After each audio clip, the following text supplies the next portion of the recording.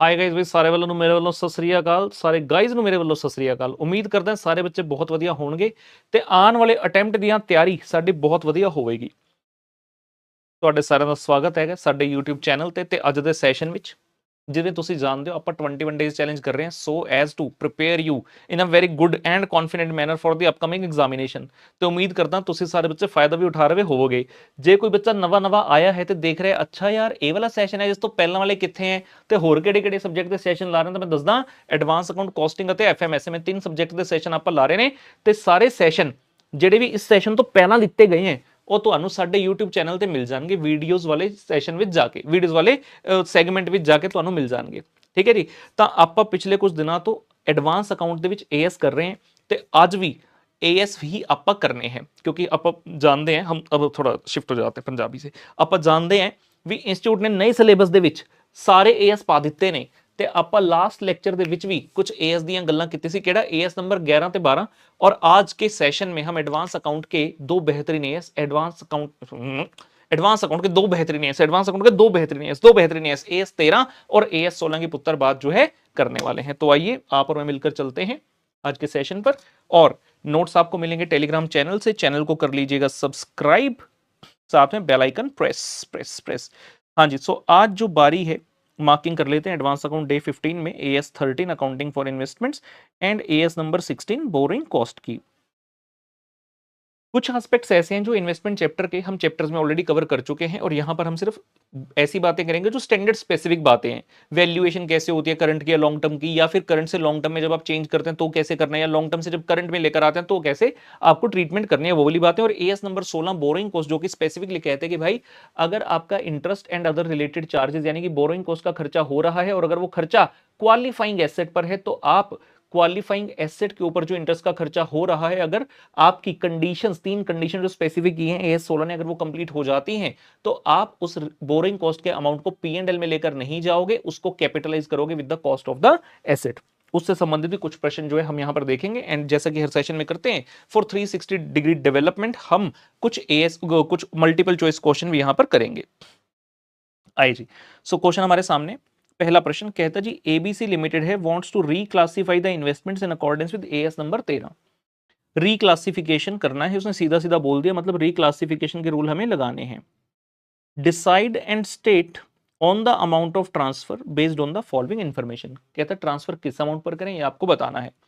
पहला केस, पहला, दूसरा केस, तीसरा केस, 3 केस हैं। इससे पहले कि हम केस वाइज पढ़े, हम पहले जनरल रूल पढ़ लेते हैं कि क्या होता है। As per AS 13 if the investments are reclassified from current to long term, अगर आप करंट से लॉन्ग टर्म पर लेकर जा रहे हैं तो ट्रांसफर कैसे करना, at the lower of cost and fair value at the date of transfer. बड़ा ही आसान बताया कि कॉस्ट प्राइस कितना है या मार्केट वैल्यू कितना है, देख लो दोनों में से जो लोअर है उस पर ले जाओ। प्रूडेंस कॉन्सेप्ट, सिंपल सी बात करें, जो लोअर है उस पर आपने वैल्यू कर लेना है।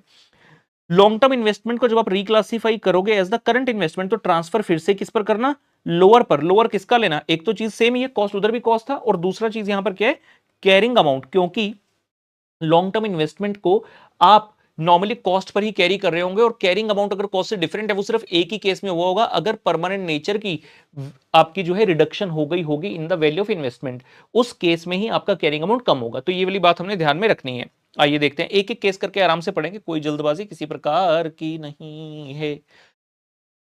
Portion of current investment purchased at 20 lakh is to be classified as long term investment as the company decided to retain them.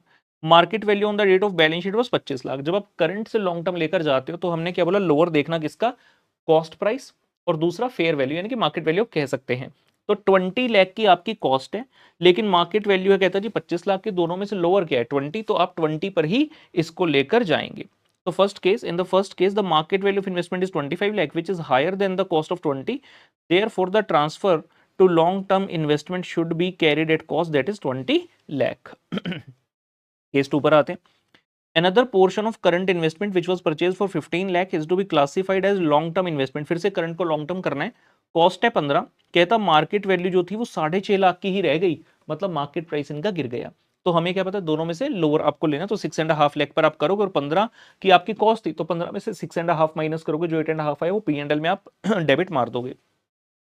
In the second case, it says the market value of investment is 6.5 lakh, which is lower than the cost of 15. Therefore, the transfer to long term investment should be carried in the books at the market value 6.5. और जो loss है 8.5 लाख का, उसको आप P&L account में जाकर charge कर लेंगे. फेयर एनफ, सही बात है, बिल्कुल कोई दिक्कत परेशानी नहीं. अंतिम case, certain long term investments no longer considered for holding purposes are to be reclassified as the current investment. तो यहां पर reclassification हो रही है from long term to current. Original cost थी 18 लाख रुपए की, but had been written down to 12 lakh to recognise other than temporary decline, मतलब परमानेंट नेचर का डिक्लाइन हुआ तो आपने उसको 12 कर रखा है. सो हमें दो चीज चाहिए होते हैं, one is the cost is rupee 18 lakh and the other is the carrying amount. तो कहता बुक्स में 12 लाख की है, तो हमें कॉस्ट और carrying amount which ever is lower देखना है, तो 12 लाख लोअर है, इसी पर आप इसको वैल्यू करेंगे. सो इट सेज पुत्र, in the third case the book value of investment is 12 lakh which is lower than the cost, that is 18 lakh. Hence the transfer should be at the carrying amount and hence the reclassified should be at 12 lakh rupee. I hope this is comfortable. Exam में reclassification का question बहुत popular है. अगर इस AS से सवाल आता है तो मान के चलो मोर देन 80% चांस होता है कि इंस्टीट्यूट यही पूछता है, reclassification का क्वेश्चन. ठीक है, आइए आगे देखते हैं. Okay, so one more question with us. In May 2013, Puttar Victory Limited took a bank loan to be used specifically for the construction of a new factory building. ठीक है, कंस्ट्रक्शन कंप्लीट हो गई जनवरी 2014 में and building was put to use immediately thereafter. मई 2013 में loan लिया, factory building बनानी थी, कंस्ट्रक्शन था, मतलब क्वालिफाइंग एसेट लग रहा है. जनवरी 2014 में कंस्ट्रक्शन कंप्लीट हो गई. Interest on actual amount used for construction of the building till it's completion वो 36 लाख. जो एक्चुअल अमाउंट का इंटरेस्ट है till for construction till completion, मतलब जब तक बिल्डिंग कंप्लीट हुई तब तक 36 लाख रुपए का इंटरेस्ट बना. Whereas the total interest paid to bank on the loan for the period till 31st March 14. ऐसा जरूरी थोड़ी है कि हमने वापस कर दिया होगा. आपका कंप्लीट कब हो गया, जनवरी 14 में. अब ये जरूरी थोड़ी है कि जनवरी 14 में वापस कर दिया, लोन चल रहा है अपने पास. तो 31 मार्च 14 तक का टोटल खर्चा आ गया इसका इंटरेस्ट का 50 लाख रुपए. क्वेश्चन पूछ रहा है भैया बताओ what amount of interest should be capitalised as per AS number 16.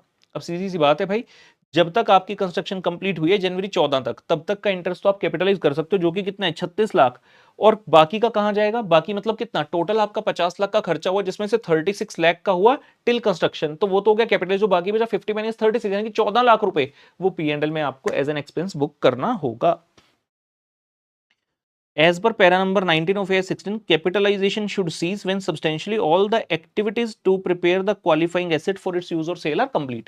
तो भाई कैपिटलाइजेशन को आप सीज कर देंगे कब, जनवरी 2014 के बाद. In the given case, since the qualifying asset was ready to use in January 14, therefore interest till that date can only be capitalized. मतलब 36 लाख का तो भैया कर लो कैपिटलाइज, और जो बैलेंस रह गया 14 लाख रुपए का, वो आपको कहां लेकर जाना पड़ेगा पुत्र, प्रॉफिट एंड लॉस अकाउंट के अंदर. क्लियर है, डन है, बढ़िया. Next question again a wonderful one, important in the examination, multiple times पूछा जा चुका है. कहता जी हुआ क्या, 1 अप्रैल 2021 को Amazing Construction Company Limited obtained a loan of 32 crore to be utilised as under. 32 crore का लोन लिया 1 अप्रैल को. कहता कहां कहां यूज करना है, ऐसे.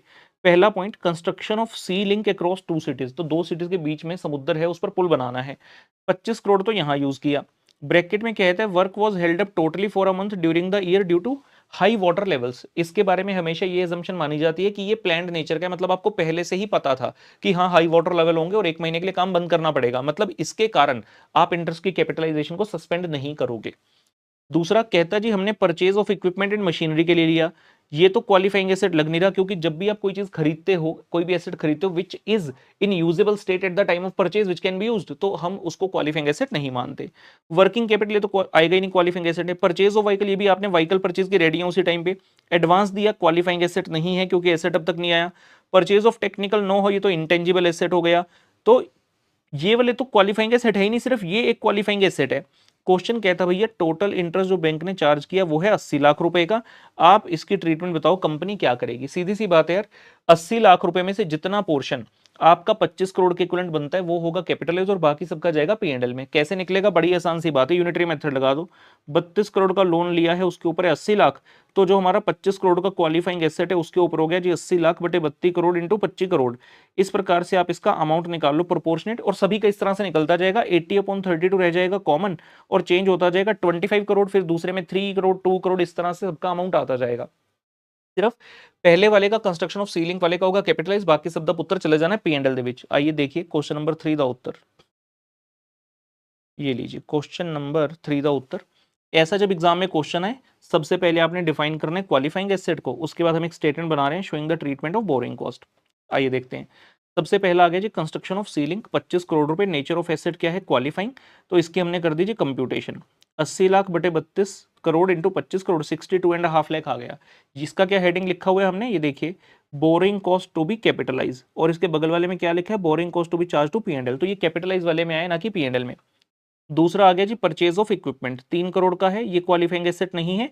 प्रोपोर्शन निकाल दिया जैसे पहले वाले केस में निकाला, और ये वाला अमाउंट चला गया P&L में। फिर वर्किंग कैपिटल का 2 करोड़ आ गया पुत्र, ये भी क्वालिफाइंग एसेट नहीं है, 5 लाख का इसका इंटरेस्ट आ गया आपका। उसके बाद आया जी परचेज ऑफ व्हीकल, 50 लाख का पुत्र, ये भी क्वालिफाइंग एसेट नहीं है, ये आ गया जी 1,25,000।